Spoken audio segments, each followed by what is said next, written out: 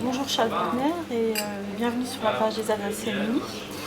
Alors, donc, Goede Tag, schön dass ihr Elsass seid. Merci, je suis désolée, je parle pas encore. J'ai commencé les cours en alsacien, mais je débute à peine. Donc, peut-être que l'année prochaine on fera une interview en alsacien.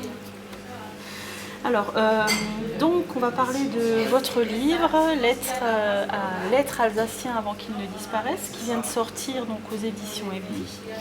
Alors, quand avez-vous écrit donc ces différentes lettres et pourquoi avez-vous souhaité les rendre publiques?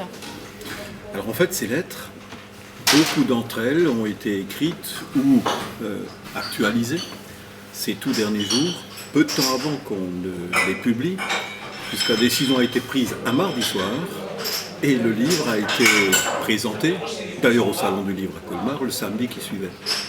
Et dans les jours qui ont précédé, effectivement, j'ai beaucoup travaillé. Mais je dois dire que beaucoup avaient été déjà fomentés, écrits, depuis 1 an et demi. L'idée étant dans mes fonctions de tout de même mettre sur papier ce qu'on ne peut pas dire comme ça, parce que c'est compliqué, parce que c'est pas le moment, parce que c'est pas le lieu, quand on a des fonctions comme ça, mais de pouvoir effectivement un jour faire part à ceux qui ont voté pour vous, à ceux à qui vous appartenez, notre peuple, de dire quand même ce que vous avez ressenti, vécu. Et donc sur ces derniers 18 mois, ces lettres ont été toutes écrites, améliorées, encore écrites, et finalement on les a publiées parce que il fallait ce témoignage, il fallait que moi je puisse donner ce témoignage aux Alsaciens, à mes territoires dans lesquels j'ai été actif. Il a fallu que je puisse porter ce témoignage au moment où, et aujourd'hui encore, alors qu'on est maintenant à 5 jours des élections, je n'arrive pas à croire que cela fût devenu possible, que l'Alsace disparaisse. Parce que quoi qu'on en dise, évidemment nous ne disparaîtrons pas, toi, moi, tous, on restera dans notre territoire, on restera alsacien. Mais ce qui réunit le territoire, le périmètre alsacien, lui, il disparaît. Et ça, j'ai du mal encore aujourd'hui à croire que cela fût devenu possible.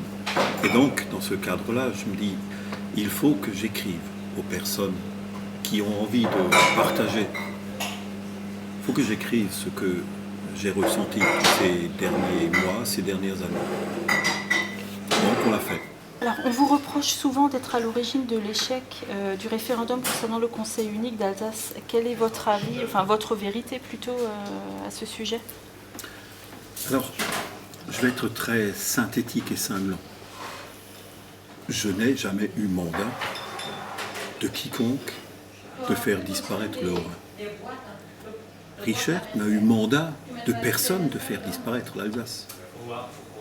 Aucun élu dans sa collectivité, dans son territoire, n'a été élu pour faire disparaître le territoire qui vient de le faire élire. Et donc, dans cette affaire, pour moi, fusionner le Haut-Rhin et le Bas-Rhin, fusionner, c'est bien faire disparaître. Donc ce principe-là, déjà, m'était totalement inadmissible. Ensuite, j'ai bien conscience qu'il faut qu'on s'allie, qu'on se renforce pour mieux faire certaines choses ensemble. Et c'est pour ça que j'avais proposé publiquement, devant les 377 maires du Haut-Rhin, lors des vœux de 2011, en janvier 2011, j'ai dit, voyez, vos communes qui ont créé des intercommunalités, mes chers collègues et amis maires, se sont faites non pas en faisant disparaître la moindre de vos communes, sinon ça ne serait jamais fait. Par contre, vous avez créé une intercommunalité parce que vous vous fédériez dans un territoire. Et donc j'ai proposé à mes collègues, Richert et Kennel, de faire en fait une fédération de nos 3 collectivités, conseil régional et les 2 conseils départementaux. Une intercollectivité. 2 mois plus tard, Richert le balayait de la main en disant non, c'est la fusion qu'il faut faire, il ne faut pas faire de fédération. Évidemment, dans un pays aussi jacobin que la France, il n'y a qu'un seul mot, faire disparaître les pouvoirs territoriaux pour toujours renforcer le pouvoir central. C'était donc devenu inadmissible. Cependant, j'ai continué de travailler et à un moment donné, j'ai dit à Philippe Richert, Je dis, écoute Philippe, nous devons continuer de progresser. On ne va pas rester comme ceci sur un genre de non-dit entre nous parce qu'on ne veut pas ci, veut pas ça. Faisons donc maintenant un travail ensemble. C'était en 2010. Faisons donc un travail ensemble pour que nous puissions créer un projet pour l'Alsace. En tout cas, moi je te propose que nous ayons la réalisation, l'écriture d'un projet qui nous permette de savoir, de décider ensemble où nous proposons d'aller aux Alsaciens, ce que nous proposons de faire ensemble. Et c'est ce qui a été fait.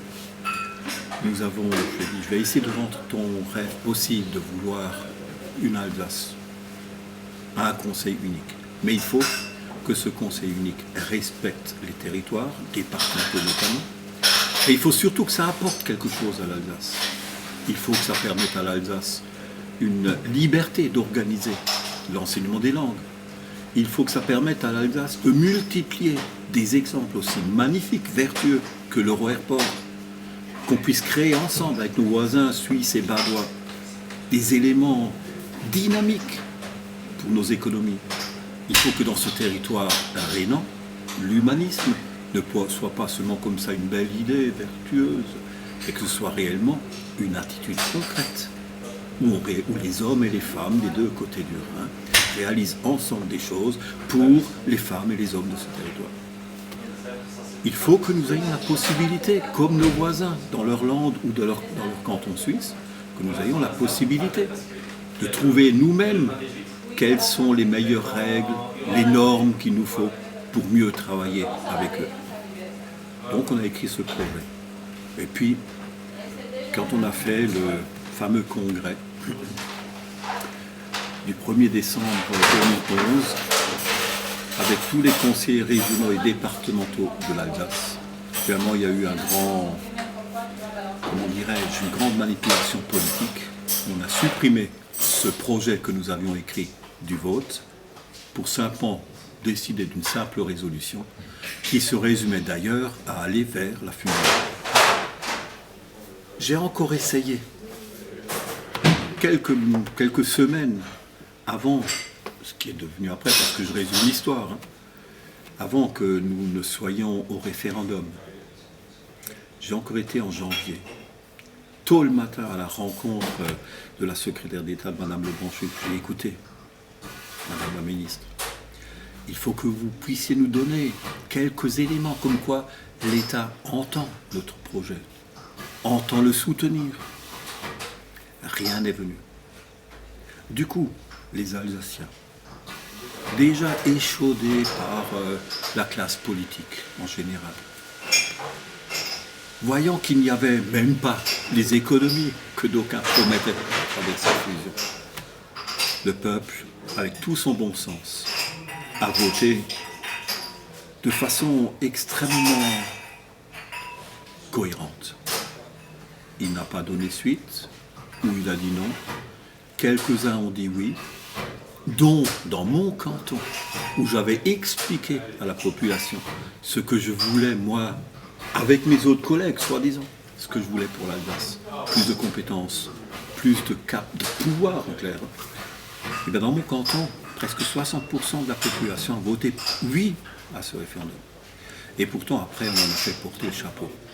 Alors, je dirais en conclusion que le bon sens du peuple est une réalité, qu'il ne faut surtout pas lui reprocher le résultat de ce référendum, mais qu'il a bien compris qu'en fait, il n'y avait rien dans ce projet pour lui, pour le peuple, et que c'était que, pour quelques-uns de la classe politique, une évolution où il s'y retrouverait peut-être mieux. D'ailleurs, in fine, quelle meilleure preuve que celle de voir aujourd'hui quelqu'un qui était premier questeur du Sénat abandonner son mandat, tous ses mandats, pour, après avoir été président du Conseil général du Bas-Rhin, pour devenir conseiller régional. Et à peine qu'il est élu suite au décès inattendu d'Adrian Zeller, pour devenir président de ce conseil régional et proposer dans la foulée, en fait, un conseil unique. On voit bien que la démarche, elle est préméditée. Et que finalement, la fusion des 3 collectivités alsaciennes pour faire un conseil unique n'était bien qu'une étape dans la création d'une grande région. Donc je veux dire quoi par là? Que si réellement on était attaché à l'Alsace, on ne peut pas s'inscrire dans la promotion d'une grande région qui est totalement déstructurante pour notre territoire. Et que c'était des étapes programmées. Et que c'est bien en fait pour plaire à l'autorité centrale, aux Jacobins qui sont de gauche comme de droite, du centre comme de l'extrême droite et de l'extrême gauche. Ils sont tous Jacobins, les mêmes Jacobins, qui veulent renforcer exclusivement le pouvoir central auquel ils participent et dont ils s'engraissent. Ils sont tous dans cette logique-là. Donc voilà ce qui est mon résumé de cette histoire de Conseil d'Alsace et de Grand Conseil. Bien entendu, tout ce que je dis, je peux l'étayer. Et peut-être j'écrirai cette histoire dans ses détails, avec les pièces à conviction, comme on dit.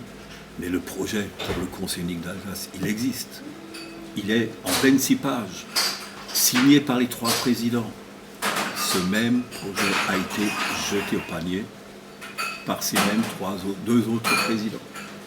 Dans ma collectivité, le Conseil général du Haut-Rhin, on a voté pour le projet. On a voté contre le projet de l'opposition socialiste, écolo, l'UMP Stroman, Brigitte Linkert et Christian Chateau. Ces 3-là, sont allés rejoindre l'opposition socialiste et verte pour voter contre le projet pour la fusion. Et au Conseil régional d'Alsace et au Conseil général du Bas-Rhin, on a voté pour la fusion et pas le projet. Oui, c'est sévère. Hein. Ouais. oui, mais bon, si c'est la vérité. Hein. Ouais. Donc Nicolas Sarkozy, lors de son meeting à Mulhouse l'année dernière, avait promis de revenir sur la réforme territoriale si jamais il revenait au pouvoir en 2017. Qu'en pensez-vous? Vous savez, en fait, évidemment, quand on est tellement dedans comme moi je l'ai été, et même si on essaye de vous jouer des scénettes, à la longue, on voit bien ce qui se trame dans les coulisses. Et si Philippe Richert, ministre de Sarkozy, a voulu ce conseil unique, pensez bien que c'est pas contre la volonté centrale de Sarkozy et d'autres.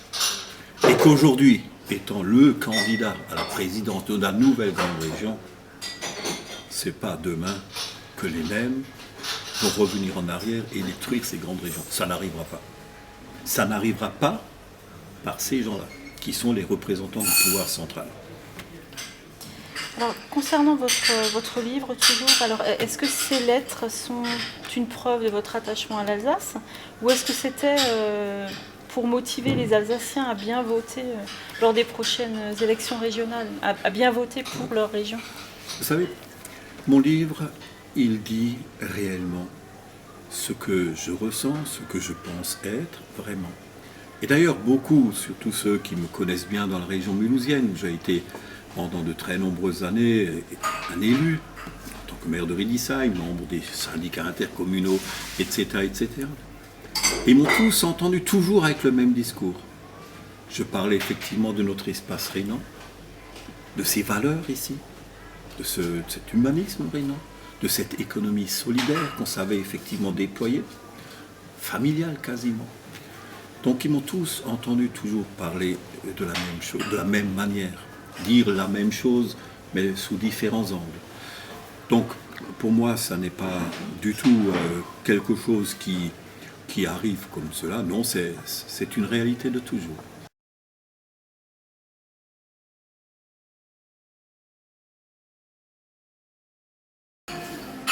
Für unser Land, fürs Elsass reden, immer Christen.